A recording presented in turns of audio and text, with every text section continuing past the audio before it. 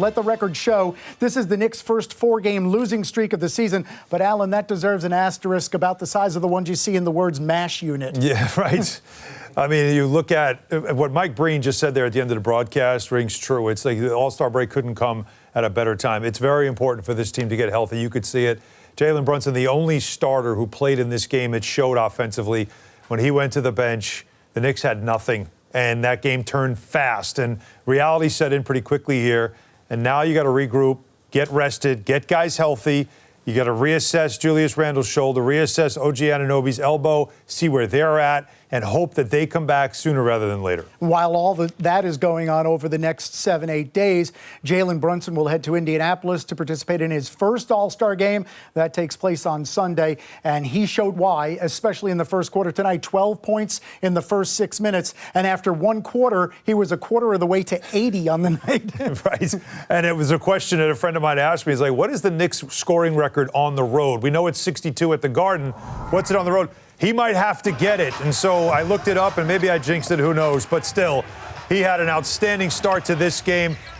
And you know what, John? In today's NBA, as we watch him here just do the dazzling things that we have seen him do all this season with the footwork, the ability to shoot, and everything else, I don't need to explain it to you. But, John, in an NBA where players can take a night off for rest for various reasons, there are all-stars who aren't playing tonight because I'm going into the All-Star break. Don't have to play tonight. I'm going to rest. Jalen Brunson had every reason to accept a DNP tonight, but he played. He played because that's what he does, and he did all he could to keep the Knicks in it. In fact, the Knicks had a lead until he came out of the game, and that is the biggest difference. He steps out of the game. The Knicks are a different team. 35 minutes tonight, 33 points. Great performance. And that 33 points marks the 22nd time this year in 52 games that Jalen Brunson has reached or eclipsed the 30-point mark. As we said, Knicks made it a 12-point lead early in the second quarter, but then guess what? The Magic ran off a 17-point run, and it was never the same. It really is hard to believe until you watch it happen that it really went 17 straight points without the Knicks scoring. And it was a lot that was in the paint. As you see right here, Taj Gibson doing all he can, but you're seeing how Taj is really just trying to get himself back into the NBA conditioning. Joe, I thought Ingles actually played great for them. They didn't have a lot of good offense in the first quarter. He came in and became a playmaker for them. Look at this little play, little two-man game, and again, they're just attacking. There's no shot blocking, and there's really no rim presence.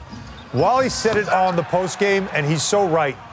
There wasn't a lot of scoring for the Knicks on the floor when Jalen Brunson comes out, but the resistance part, this is just too easy. And I agree with him. The Knicks took a lead, and they felt good, and they did not keep the edge they needed. Orlando kept firing, and all of a sudden, what felt like a really good effort by the Knicks turned into an ugly loss for the Knicks. Yeah, and you figure that the Orlando Magic in that second quarter made 15 of 18 shots. They missed only 9 shots in the entire first half. Let's go back to Orlando. We welcome in Wally Szczerbiak, part of the broadcast team tonight here with Mike Breen on MSG. Wally, in the pregame you said protect the paint, and the number we saw in that graphic there was very important to tonight. 60 to 40 points in the paint in favor of Orlando. Yeah, and it was that second quarter run where it was just pick and roll dunk, couple dribbles, dunk. There was no resistance at the paint. And the Orlando Magic were shooting 70% almost throughout the whole entire first half. When Jalen Brunson was out on the floor, when the starters were out on the floor, if they could have played 48 minutes, the Knicks starting unit, the Knicks could have won this basketball game. The problem was when Jalen Brunson went out of the game, the bench, which just got absolutely smoked by this Orlando Magic bench, which is always a big strength of this team. It was a valiant effort by Jalen Brunson and Precious Achiuwa, but the break could not come quick enough. This team needs this rest. Yeah, 42, by the way, 42 to 19 was the bench scoring in this game, and I know there was some extension garbage time. 20 of the 20 points in the paint, by the way, out of the 38 points scored in that second quarter, Wally. And also, you know, the Banchero three-point show that he put on as well. But you mentioned Achiuwa, and you were saying during the broadcast that, okay, so this game is what it is, but these are still valuable minutes for some players to get into rhythm, to also show what they can do when pressed into bigger roles. I guess that pretty much explains Achiuwa's performance tonight, doesn't it? It was outstanding. He's been outstanding with every minute and opportunity he's gotten. He has a lot of game. The way he finishes with his left hand, the way he attacks the offensive glass. He had a really tough matchup tonight in Paolo Banchero. And when Paolo Banchero is making threes off the dribble, coming off screen and rolls, he's pretty much unguardable. I mean, that guy's got great handle for a guy his size. I thought Precious Achiuwa could keep up with him with his athleticism and his ability to move his feet. But Paolo Banchero is just an all-star, caliber quality. He's going to the All-Star game. You can see why he's going to the All-Star game. But when Precious Achiuwa continues to play like this is how you earn the trust of your coach. Tom Thibodeau is trying to figure out, as this season moves along, as he gets all of his healthier bodies back in the lineup, who he can trust in what roles in big games, in playoff-type games, in games down the stretch of this season that are very meaningful for playoff seeding. And the way Precious Achiuwa has been playing has been absolutely outstanding. Yeah, you didn't realize what you were getting when you got him in that OG Anunoby trade. I joked with him, should we keep calling it the OG Anunoby trade? He goes, oh, no, yeah, definitely call it that. But still, a nice piece that you're able to get in there. All right, so the Heat ended up beating the Sixers tonight, Wally. So the Knicks go into the break still holding fourth place in the East, still hanging on to that part of it. They play the Sixers coming out of the break. How much are we scoreboard watching from here on in? And what do players do during this All-Star break to get themselves ready for the last 27 games?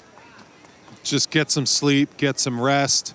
You got to do something as far as cardio just to keep a little bit of wind. You don't want to take a whole entire week off. You want to get on a bike, get on a treadmill, do something just to keep yourself at least ready to go. But the most important thing for this New York Knicks team is to get healthy. Scoreboard watching, you cannot worry about that. This team is good enough to compete with a championship with the moves they have made. It's going to be hard pressed for this coaching staff to develop a rotation, get everyone on the same page, get everyone the chemistry together. But these are veteran players that have played a lot of minutes in the NBA, so they know how to do it quickly. It's going to be important, though, to be healthy in order to get that chemistry together for the playoffs. And Wally, if I know you, you'll get plenty of sleep, rest, and cardio over the next 8 days as well. Enjoy it. And golf. Oh, I will. Although golf, I think, is out after this snowstorm. It's going to be a fun all-star break. I'm so proud of Jalen Brunson and Julius Randle. It's going to be an outstanding time for them and their families. And the accomplishment that those two have accomplished in the New York Knicks uniform, they put a lot of smiles on all our faces, a lot of smiles on the fans' faces. So they deserve this time for themselves this weekend. Enjoy it, Wally. Thanks, bud. You got it. Yeah, so the Knicks now with their fourth straight loss, fifth loss in the last 6 games, and it really does tighten up the Eastern Conference. As Alan said, it's getting down to that time where you'll be looking at it on an almost daily basis. Celtics running away atop the Eastern Conference, and then after that, it gets pretty bunched up. Knicks at the moment 3.5 back of that second spot, and now 3 ahead of that cut line for the play-in round. And the Pacers currently in 7th, Magic in 6th. So, and that team that's above the cut line is the Orlando Magic. As you see there, the 3 that you're talking about. But they are now, after this win, 3 games in hand because they have beaten the Knicks 3 times. They'll meet again March 8th at the Garden for the last time this season. That game looms large, but you've already lost the head-to-head when it comes to that kind of a tiebreaker. So something to keep an eye on as, the standings now. This is the fun time. I mean, this is really what it is. Come back from the All-Star break. And, of course, like Wally said, and he's right. Everybody's got to get healthy. And you cannot rush that process. You can't expect to come back and everybody's back. You know that for Isaiah Hartenstein, these days are important because what he has, the only remedy is rest. So he's getting that right now. He's able to get it for these last couple of games, and he'll get it for the break. But it's OG Anunoby. They'll have to evaluate how the elbow is doing. They gave that 2 weeks, so they'll look at him before the break or when they get back from the break and see how much more time he's going to need. And then, of course, Julius Randle. He's right in that window now, the 2 to 3 weeks where they will reevaluate the shoulder. How does it feel? Can he start to shoot the basketball? Can he start to do basketball activities? Can he get himself back on the court? And how soon can he return?